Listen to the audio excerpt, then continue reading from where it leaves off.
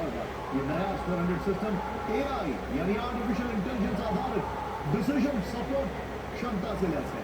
सेना के top sources से पता चला है कि ये AI तकनीक इसके ऑपरेटरों को हवाई खतरों की पहचान करने और उन्हें प्राथमिकता के आधार पर टारगेट करने में मदद करेगी।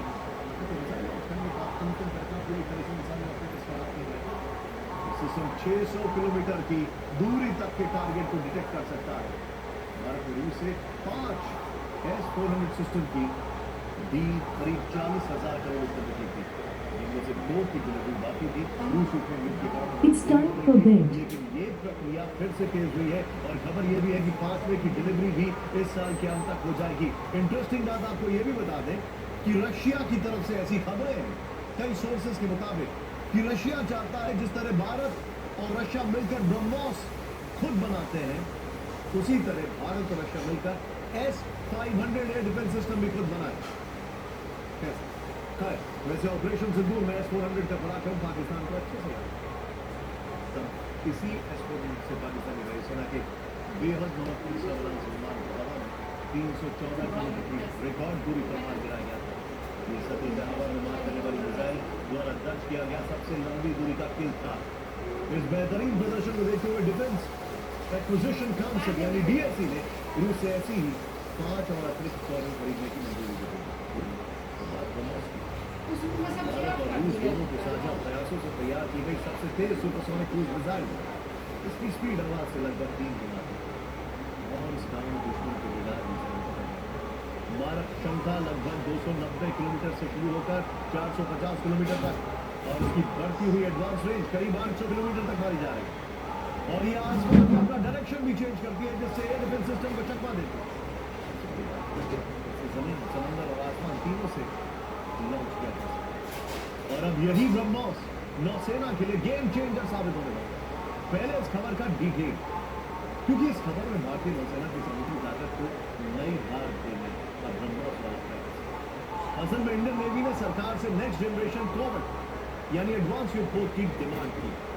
यह प्रोजेक्ट करीब 40,000 करोड़ रुपए का है, जिसे कैबिनेट कमेटी ऑन सिक्योरिटी यानी CCS की मंजूरी इस वर्ष मिल सकती है।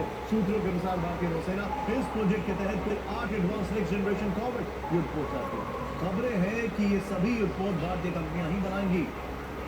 इन्हें डिस्ट्रीब्यूटेड लिथैलिटी कॉन्सेप्ट पर विकसित किया जाएगा। इसका मतलब यह है कि ये नए युद्धपोत आकार में भले ही छोटे होंगे, लेकिन दुश्मन पर जबरदस्त हमला करने की क्षमता होगी। करीब 3,500 टन वजनी कॉर्वेट समुद्र में 32 नॉट्स तक की अधिकतम गति से चल सकेंगे और एक बार सारी जरूरी रसदों को से लोड होने के बाद ये 30 दिनों तक समुद्र में तैनात रह पाएंगे। इन युद्धपोतों की सबसे बड़ी ताकत ब्रह्मोस मिसाइल। हर एक कॉर्वेट में 8 एक्सटेंडेड रेंज की ब्रह्मोस सुपरसोनिक क्रूज मिसाइलें तैनात होंगी। यहाँ पर एक्सटेंडेड रेंज का मतलब है अधिकतम दूरी तक सटीक प्रहार करना और दुश्मन का खाता सोचना।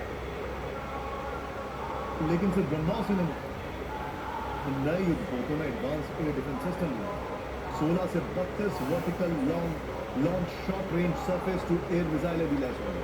AK-630 close in weapon system भी लगाया जाएगा, जो मिसाइलों और दुश्मन के लड़ाकू विमानों को नष्ट करने में सक्षम होगा।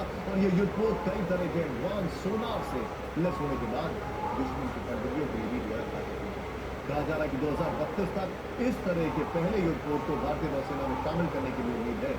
पाकिस्तान के लिए ब्रह्मोस भी मिसाइल किसी बुरे सपने से ऑपरेशन सिंदूर में इस मिसाइल ने भी अपना साथ पाकिस्तान के 11 एयरबेस ध्वस्त किए थे।